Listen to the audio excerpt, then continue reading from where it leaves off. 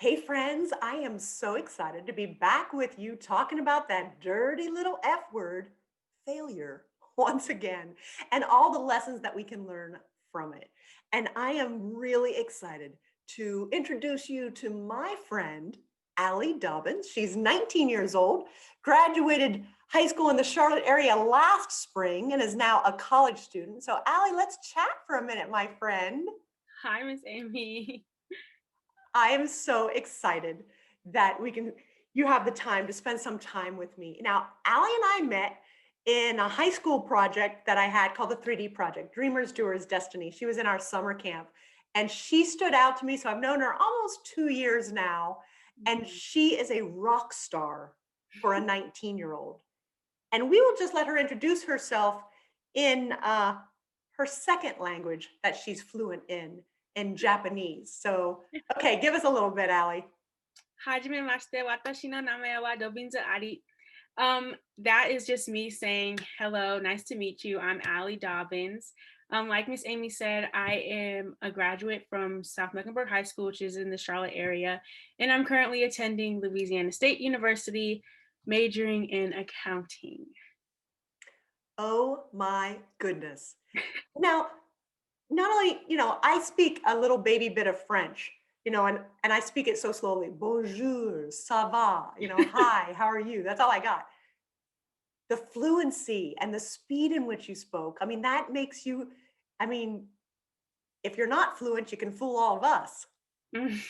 Thank you, thank you.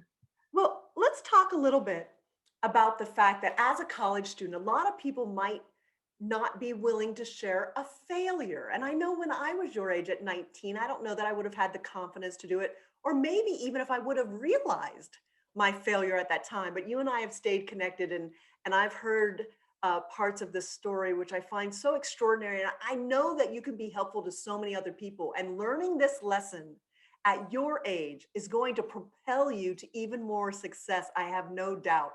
But you've got to take us back to you talked about being a college student, studying business, Yes, yes. but you have a passion that's not business. And I want you to tell people a little bit about your passion as well. Yes, of course. My passion is in the arts. I love to perform, singing, dancing, acting. All musical theater is where I love to be. And so, yeah, that's my passion, and I would like to pursue it. I just, I'm a realist, and it's kind of a bad thing, but it's kind of a good thing at the same time. So I wanted to, make sure I've got a major in something that could give me job security while still pursuing my passion in the arts on the side, but hopefully one day I can find, a career that mixes both, or, maybe I can just do one and that'd be great too. Now, okay, so we're set up to the fact that yes, you're studying business in college because you're just that darn smart. Uh, I confess that I've written an application. I filled out a recommendation for you, so I got to study your resume, which is so incredibly impressive. You've graduated top of your class, always had great grades. You're eloquent. You've studied the art of speaking, which I was so surprised to learn for a young person. How did you get involved in taking those public speaking courses that you took?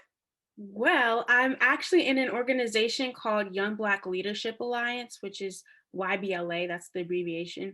And I'm an ambassador right now. I'm a college ambassador, but to become an ambassador in the beginning, we had to take a lot of trainings and a lot of workshops. And one of the trainings that we were required to take was the Toastmasters certified public speaking course. And it was just amazing. You know me, I already like to talk, but it really helped me to make sure that what I'm thinking in my mind really comes out um, clear and efficient to other people. So I think it was a great experience, and it definitely, put me in shape, because I always just thought, yeah, whatever, like I know how to talk, but it really teaches you how to talk in different settings with different information that you have available. So it was a really great experience.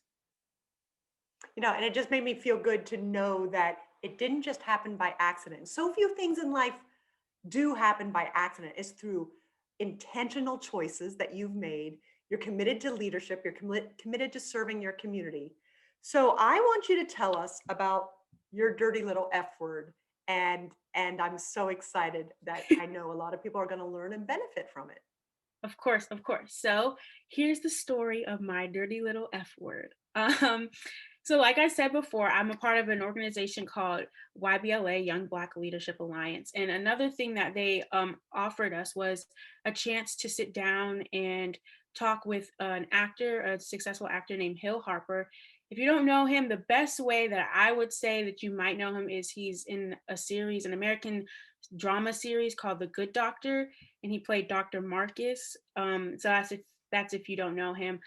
And Now, basically, pause just for a second, because of course I watched that show, The Good Doctor. It is amazing. And he is Dr. Marcus Andrews, as you mentioned, the attending plastic surgeon and board member at mhm, St. Bonaventure Hospital in that show. And he was a tough guy. He was tough to get along with, but boy, is he not tough on the eyes. That is one handsome man. Uh, and he was also in NCIS New York. And so this is a big wig. And you had the opportunity to go to this conference with him. And we'll just, now that I've been a fangirl, because I'm so excited for you that you got to meet him, tell us yeah. the story. Yes, so we got to go see him in a conference, and at first it was an intimate setting. It was downtown, so the first setting was in the Harvey B. Gantt Center, and it was in a room there, and it was very intimate. And he was just talking to us about his life, and then we moved to a bigger setting where it was more like a public speaking setting for him to, share a presentation on success in that business, and that was in the Knights Theater. And at the end of his speech, he had a Q&A session.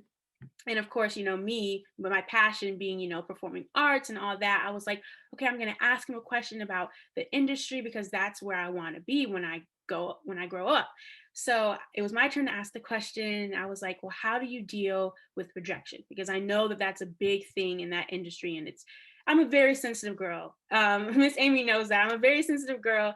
I will take constructive criticism because I know that's what you need to grow, but I don't take it lightly. I definitely am sensitive at first, and I'm like, okay, let's get going, let's fix it.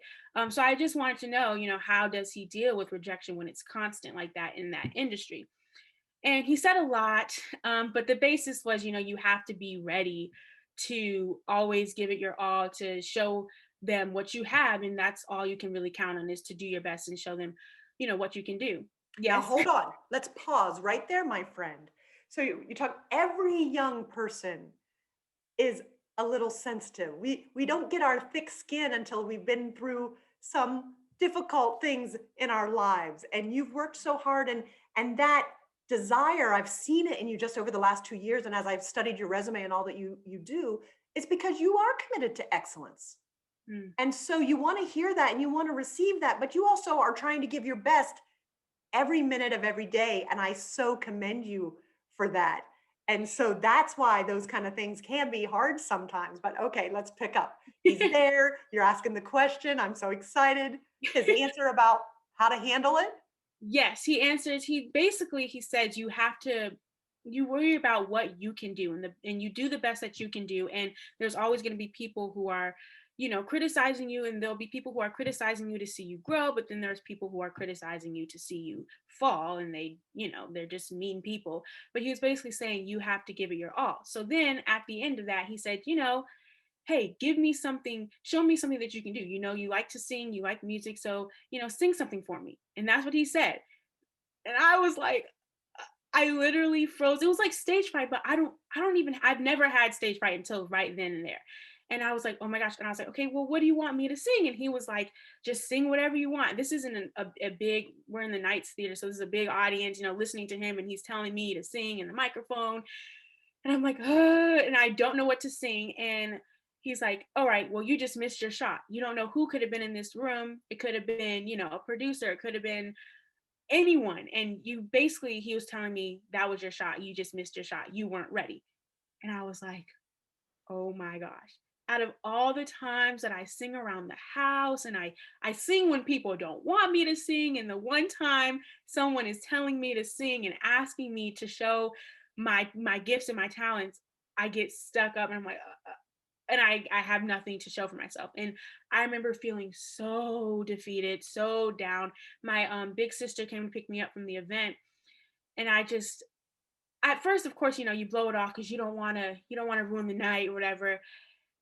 I went into the car and I just ranted. I vented all the things. I was like, I should have done this. Like, I feel so bad. Like, I'm so stupid. Like, why did I not have something to sing like all this time? And my sister was like, Allie, everybody makes mistakes. Nobody is perfect. You can't be so hard on yourself to think that every single time you have an opportunity, you're going to ace it or you're going to do the perfect right thing. Like, everybody has that one time that they messed up and they use that to grow. And she will never realize how much I needed those words in that exact moment, because I really did. I was like tears. It was sobbing. It was so bad. But I needed to hear that because I am very hard on myself. Like you said, I do like strive for excellence, but sometimes that can be kind of a negative thing on my body, on my mental. And so hearing that was definitely what I needed. And, you know, after that, I mean, of course, a couple months, I was still a little upset, like, oh, I should have done this, shoulda, coulda, woulda, reimagining what would have happened if I sang that song or this song.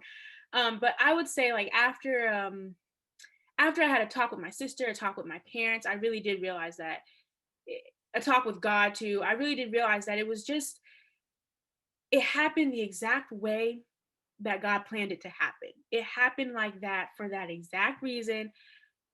I needed to learn that, hey, you can't just say all this. You can't just say, this is what you want to do, this is what you want to accomplish, and never have anything prepared to show for yourself. You always have to have something up your sleeve to show someone if they are interested in what you can do, whether that be in art, in business, whatever it may be. Always have something to show for yourself, because then you can walk away with no regrets. You can walk away saying, hey, I did my best. I gave them something to show for my talents, to show for my skills, and you can walk away with no regrets. And that's the thing that I learned from that dirty F word story that I will never forget.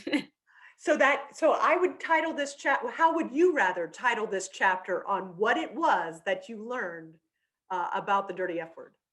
Definitely always be prepared. Mm. Always have something to show for yourself. That's what I would title that for sure. Okay, now I can't resist, and I did not ask you this in advance, but sing something for me. Okay, I'm going to sing Someone Like You by Adele. Okay. I've heard that you're settled down, that you found a girl and you're married now. I heard that your dreams came true. Guess she gave you things I didn't give to you. Oh, friend, why are you so shy? It ain't like you to hold back or hide from the light. That's that. Oh my heavens. So much love for Thank you, you. Allie. Oh my gosh, that was beautiful. I have Thank never heard you sing before that moment. you. So I'm Thank really grateful that you proved to everyone that you learned that lesson to always be prepared. And what Yeah. I hope even more so is that you further cemented it for yourself, my friend, Oh, yes, for sure.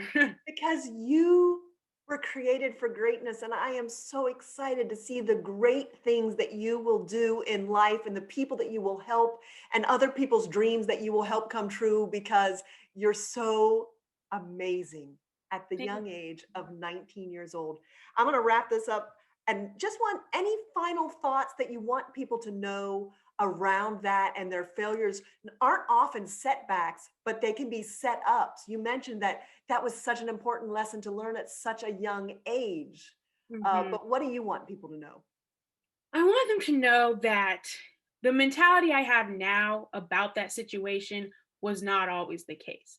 And a lot of times people hear these success stories, especially for me, I would hear all these success stories about, um, you know, famous artists or famous actors, and they, they'll tell their downfall, they'll tell the things that, that they wish they could have done differently, and how, they say, yeah, well, this is what it was supposed to be and it made me better.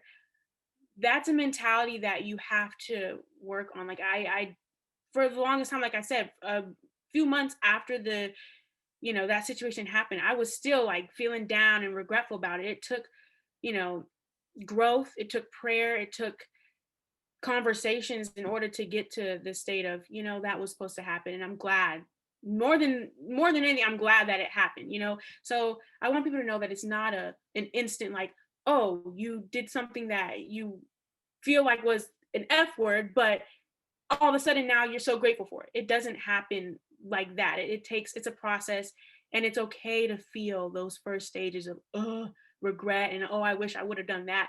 You need that in order to grow and progress. It's not just going to be an instant change of mentality. Allie, truly, my friend, you're wise beyond your years. And that's such good advice Thank that, it's going to serve you well, but it's going to help a lot of other people. You mentioned also in the story, at first you called yourself stupid afterwards.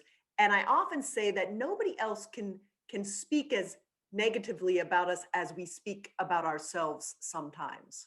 you. And Hmm. we've all done it. I think everyone can relate to that. I certainly have done it many times. Uh, but how can we encourage others not to speak down about ourselves? That's a that's a tough one because, like you said, we're harder on ourselves than anyone else. I would definitely say that surrounding yourself with people who really love you, because you will be hard on yourself, and you need those people, like my sister in the story, like my parents. You need those people who will combat those negative ideas, those negative sayings that you say about yourself with positivity, with love. And you need those people to show you your worth. Also, I'm a very religious girl. I'm full of faith. So I would say prayer, prayer, prayer. I always constantly ask God to change my heart. And that's definitely something that I'm still working on. He's still working in me. So it's got a long way to go. But definitely, sitting with the Bible and praying and helping yourself grow is definitely something that I would suggest. And just really surrounding yourself with people who love you, because when you say those negative things, you have to have people around you who will combat that with their love and respect for you.